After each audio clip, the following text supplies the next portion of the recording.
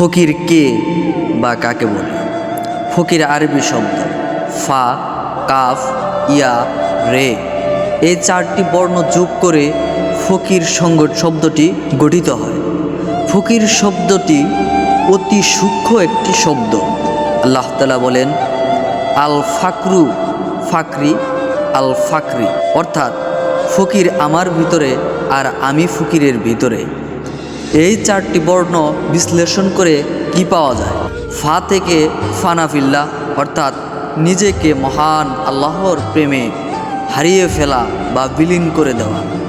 Calf থেকে কাল্ব, অর্থাৎ জিকিরের মাধ্যমে কাল্বকে জিন্দা রাখা। ইয়া থেকে ইয়াদে এলাহি, অর্থাৎ আল্লাহর প্রেমের রসে নিজেকে সর্বদা ডুবিয়ে রাখা। উপরোক্ত আলোচনার প্রেক্ষিতে বলা যায় যে, যিনি নিজেকে জিকিরের মাধ্যমে ধ্যানের ঘরে আল্লাহর জাতের সাথে বিলীন করে দিয়ে নিজেকে আল্লাহর প্রেমের রসে সর্বক্ষণ ডুবিয়ে রাখতে পারে, তিনিই ফকির।